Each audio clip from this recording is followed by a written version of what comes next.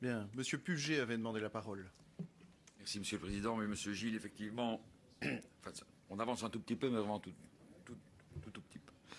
Donc j'avais une question. Une société ou une intercommunale qui paye des salaires, mais qui ne contrôle pas les bénéficiaires de ces salaires, ne bénéficie pas s'ils sont présents, s'ils travaillent. Alors j'aurais vraiment voulu savoir si c'était une responsabilité individuelle ou une responsabilité collective. Qui est responsable de cela? Parce que ça, on n'avance pas. Hein. Qui est responsable? Est-ce que c'est le politique, les présidents de comités de secteur, ou alors est-ce que c'est l'exécutif, et donc c'est-à-dire l'administrateur délégué ou autre, ou un directeur? Parce que quand on sort de l'argent, on doit contrôler. Il n'y a rien à faire. Il y a un poste, et donc il y a un contrôle. Alors qui n'a pas contrôlé? Parce que si c'est l'administrateur délégué, c'est quand même relativement grave, puisque je pense qu'on lui a demandé de choisir et qu'il a gardé son poste.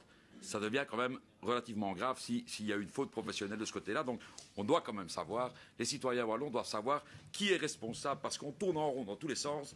Et il n'y a personne qui est responsable. C'est tout le monde savait, personne n'a rien fait, mais donc il n'y a pas de responsable. Donc ça, c'est quand même pas normal. Et je pense que cette commission spéciale, le but, c'est de savoir qui est responsable. Et j'aimerais avoir votre avis, puisque vous êtes là, et vous avez accepté l'invitation, et avoir votre avis là-dessus.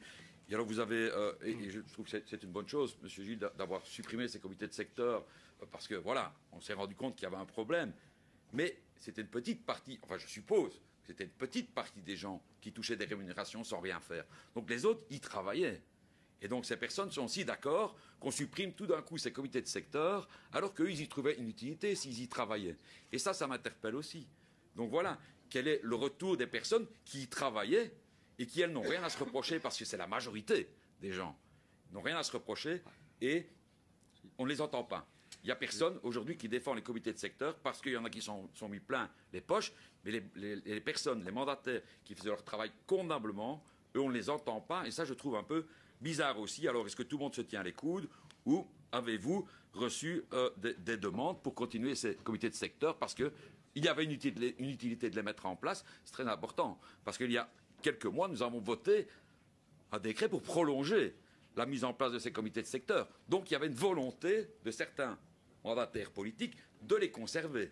Donc, parce qu'aujourd'hui, apparemment, tout le monde est d'accord, il n'y a pas d'utilité, ces comités de secteur. Alors pourquoi est-ce qu'on a voté il y a 6 mois de prolongation?